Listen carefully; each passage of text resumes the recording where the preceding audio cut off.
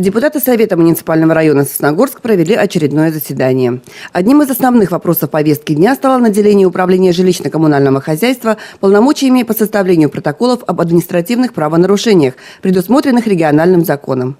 Так, например, теперь специалисты управления могут привлечь к ответственности за движение транспортных средств по клумбам, цветникам и газонам, а также сброс мусора вне специально отведенных для этого мест и другие правонарушения.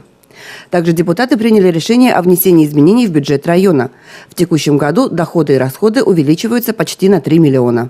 Дополнительно в бюджет поступает дотация в сумме 1 миллиона 746 тысяч на уплату налога на имущество, субсидия в размере 1 миллиона 177 тысяч рублей на питание обучающихся 1-4 классов, на осуществление полномочий по составлению и изменению списков кандидатов в присяжные заседатели и на предоставление мер социальной поддержки педагогическим работникам в бюджет района поступит субвенция в размере 20 и 14 тысяч рублей соответственно. Показатели основных параметров бюджета на 2018 и 2019 годы, как сообщила начальник финуправления, остались на прежнем уровне. Еще одним решением народные избранники назначили дату проведения конкурса по отбору кандидатур на должность главы муниципального района Сосногорск, руководителя администрации.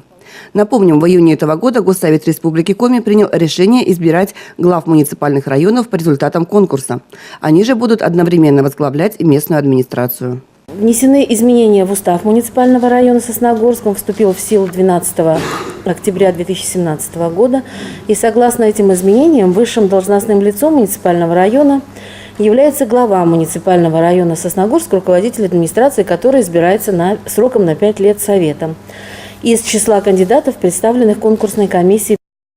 Комиссия выберет кандидатуры, достойные занять эту должность, а окончательное решение примут депутаты муниципалитета. Конкурс назначен на 5 февраля следующего года.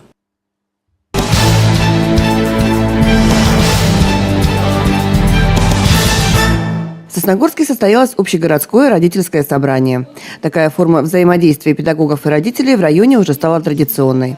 Во время собрания родители пополняют свои знания по вопросам воспитания ребенка в семье и школе, находят ответы на интересующие их вопросы. Такие мероприятия – это еще и повод отметить достижения и сказать спасибо тем, кто активно участвует в общественной деятельности. Сосногорский район ежегодно участвует в республиканской государственной общественной инициативе «Крепкая семья. Золотой фонд Республики Коми». В этом году 10 семей района, имеющие 2 и более детей, пополнили региональный банк данных фонда. Среди победителей – семья Бабковых. Роман Владимирович и Екатерина Васильевна проживают в поселке Нижний Одес, воспитывают 2 детей. Главный секрет их дружной семьи – это совместные увлечения. Очень любим мы гулять всей семьей, какие-то загородные поездки, очень много километров, на лыжах мы ходим все вместе, на коньках катаемся, в бассейн ездим каждые выходные, тоже скоро будет в Сосногорский бассейн, так что мы будем там тоже очень частые гости. Ну вот все обычно такие у нас хобби вместе, как отдельно ни у кого такого ничего нет. Также поздравительные адреса от имени главы Республики Коми Сергея Гапликова были вручены семьям Короткевич, Мочаловых, Сазановых, Злобиных, Кириченко, Куимовых, Харужевых, Киреевых и Одинцовых. Среди тех, кто был отмечен благодарностью Управления образования, Владимир Рудаков, под председательством которого с 2015 года успешно осуществлял свою деятельность районный родительский совет. Благодаря инициативным родителям районного совета на сегодняшний день уже решен ряд вопросов в области воспитания и образования детей. И такую практику совет намерен продолжать с новым председателем. Им стала Ксения Полонникова. Продолжилось общегородское родительское собрание обсуждением актуальной темы профилактики совершения преступлений в отношении несовершеннолетних. Стало, наверное, хорошей такой традицией проводить общегородские родительские собрания на темы безопасности детей. Почему эти собрания постоянно у нас актуальны? Потому что наш изменяющийся мир таит очень много различных для детей опасностей, очень много различных рисков для здоровья и нравственного, и здоровья физического наших детей. Поэтому хочется вооружить вас этими знаниями. Перед собравшимися выступили представители субъектов профилактики и специалисты разных отраслей и ведомств, которые затронули наиболее важные на сегодняшний день проблемы безопасности.